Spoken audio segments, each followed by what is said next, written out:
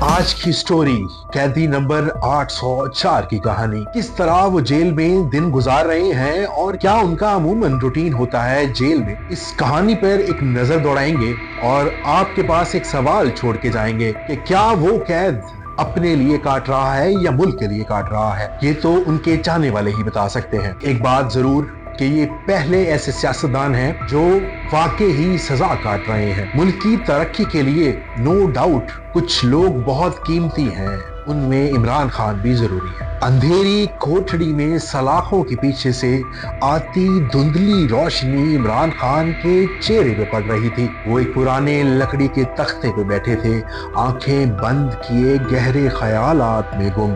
پاکستان کے سابق وزیر اعظم اور کرکٹ کے ہیرو کو اب ایک قیدی کے طور پر وقت گزارنا تھا۔ ان کے گرد پتھریلی دیواریں اور ایک بھاری لوہے کا دروازہ تھا۔ یہ جگہ ان کے عزم کو توڑنے کے لیے بنائی گئی تھی۔ جیل کے باہر ہر روز ہزاروں لوگ ان کے حق میں مظاہرہ کرتے تھے۔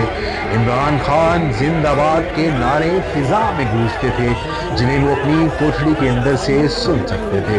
یہ شور ان کے لیے امید کی ایک کرن تھا کہ وہ تنہا نہیں ہیں۔ عمران خان کو گرفتار کیے ہوئے کئی مہینے گزر چکے ہیں۔ ان پر بدعنوانی، غداری اور ریاست سے ٹکرانے کے الزامات لگائے گئے تھے۔ وہ جانتے تھے کہ یہ الزامات ان کی آواز کو دبانے کی ایک کوشش ہے، لیکن عمران خان جو اپنی پوری زندگی چیلنجز کا سامنا کرتے آئے تھے، اس امتحان کو بھی ایک موقع کے طور پر دیکھ رہے تھے۔ کوٹھڑی میں ایک چھوٹا سا بستر، ایک میز اور چند کتابیں تھیں۔ دن کا آغاز اذان کی آواز سے ہوتا تھا۔ وہ اپنے سادہ سے جائے نماز پر نماز ادا کرتے اور پھر قرآن پاک کی تلاوت کرتے۔ ایمان ان کا سہارا تھا اور دعا ان کا سب سے بڑا ہتھیار۔ اکثر قید میں دن لمبے اور خاموش ہوتے ہیں۔ صبح کے وقت ایک گارڈ ان کے لیے سادہ سا ناشتہ لے آتا، روٹی، دال اور پانی۔ گارڈ کی نظریں جھکی ہوتی، لیکن اس کے چہرے پر ایک عجیب سی ہمدردی ہوتی تھی۔ سر آپ ٹھیک ہیں؟ گارڈ کبھی کبھار پوچھ لیتا تھا۔ عمران خان مسکرا کر جواب دیتے، ہاں اللہ کا شکر ہے۔ کھانے کے بعد وہ اپنی میز پر بیٹھ کر چند کتابیں پڑھتے تھے جو ان کو بہت پسند تھی، جس میں تاریخ، سیاست اور فلسفے کی کتابیں ان کو وقت میں بامقصد بناتی تھی۔ انہوں نے اپنی ڈائری بھی ساتھ رکھی ہوئی تھی، جسے وہ اپنے خیالات اور حامیوں کے لیے پیغامات لکھتے تھے۔ وہی ڈائری جو اس رات وہ اٹھا کر پرائم منسٹر ہاؤس سے باہر گئے تھے۔ ہر روز شام کے وقت ایک گارڈ ان کے لیے خطوط لے کر آتا۔ یہ خطوط ان کے حامیوں کی طرف سے ہوتے تھے، جن میں محبت، حمایت اور دعاؤں کے الفاظ ہوتے تھے۔ ایک خط خاص طور پر ان کے دل کو چھو گیا۔ یہ ایک چھوٹے بچے کا خط تھا، جس میں لکھا تھا، خان صاحب آپ میرے ہیرو ہو، میں آپ کی طرح بہادر بننا چاہتا ہوں۔ عمران خان نے اس بچے کو جواب دیا، میرے پیارے بچے، بہادری یہ ہے کہ آپ سچ کے ساتھ کھڑے ہوں، چاہے حالات کتنے ہی مشکل کیوں نہ ہو۔ آپ میں وہ طاقت ہے جو دنیا کو بدل سکتی ہے، ہمت کبھی نہ ہارے۔ یہ خطوط ان کے لیے زندگی کی علامت تھے، ایک یاد دہانی کہ ان کی جدوجہد رائے گاہ نہیں جا رہی۔ دوپہر کے وقت وہ اکثر اپنی کوٹھڑی کے چھوٹے سے روشن دان کے قریب بیٹھ جاتے۔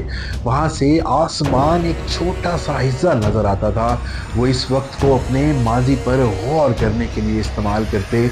کرکٹ کے دن ورلڈ کپ کی فتح، شوکت خانم ہسپتال کی تعمیر اور پھر سیاست میں ان کا سفر، سب کچھ ان کے آنکھوں کے سامنے آ جاتا اور ایک مووی کی طرح چلنے لگ جاتا۔ انہوں نے اپنے وزیر اعظم کے دن بھی یاد کیے، وہ وقت جب انہوں نے ایک نیا پاکستان بنانے کا وعدہ کیا تھا، لیکن سیاست آسان نہیں تھی۔ ہر قدم پر رکاوٹیں، معیشت کے مسائل، مخالفین کی سازشیں اور عوام کی بڑی توقعات، یہ سب کچھ ان کے ذہن میں گونجتا رہتا تھا۔ ایک دن جیل میں موجود ایک قیدی ان کے پاس آیا۔ وہ ایک مزدور تھا جسے چوری کے الزام میں گرفتار کیا گیا تھا۔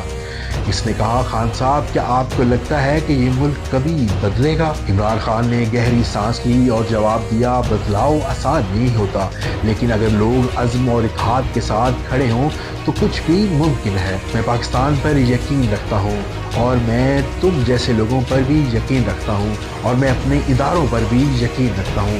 یہ ادارے میرے ہیں، یہ ادارے آپ کے ہیں۔ हम सब इदारों के साथ चलना चाहते हैं। जेल में दिन हफ्तों में तब्दील हो रहे थे और इमरान खान के मुकदमों की खबरें हर तरफ फैल रही थी। उनके वकला उनसे मुलाकात करते, मुकदमे की तैयारियों पर बात करते और उन्हें हालात से आगाह करते थे। वो जानते थे कि ये मुकदमा सिर्फ उनके बारे में नहीं बल्कि पाकिस्तान के मुस्तकबिल के बारे में था। एक रात इमरान खान ने अपनी डायरी में लिखा, कैद मेरे जिस्म को महदूद कर सकती है लेकिन मेरी सोच को नहीं। ये जंग एक मकसद के लिए है, एक ऐसे पाकिस्तान के लिए जहां इंसाफ, मुसावात और खुद मुख्तारी हो। मैंने हमेशा ये सीखा कि मुश्किलात इंसान को मजबूत बनाती हैं और मैं इस आजमाइश के लिए तैयार हूँ। अपने इदारों के साथ चलकर मैं इन सब कुछ करना चाहता हूँ। इदारे हैं तो हम हैं, इदारे नहीं तो हम नहीं। कि लिखने के बाद वो अपने बिस्तर पर लेट गए, दिल में इस यकीन के साथ कि इनकी जद्दोजहद का रास्ता आसान नहीं लेकिन मंजिल जरूर आएगी। दूसरी तरफ जेल के बाहर मुजाहिरों की शिद्दत बढ़ रही थी। इनके हामी दिन रात नगारे लगा रहे थे और पूरे मुल्क में उम्मीद की लहर दौड़ रही थी और हर जगह यही आवाज़ थी, कैदी नंबर 804। इमरान खान को मालूम था कि वो सिर्फ एक कैदी नहीं बल्कि एक तहरीक का चेहरा है।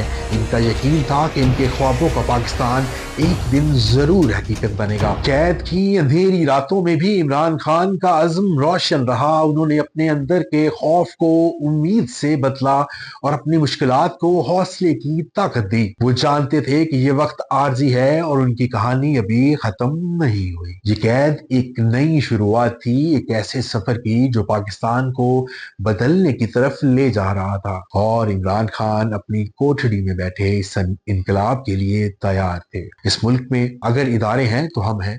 इदारों के साथ चलकर खान साहब जरूर अगर काम करें तो हमारे मुल्क के लिए बहुत बेहतरी हो सकती है।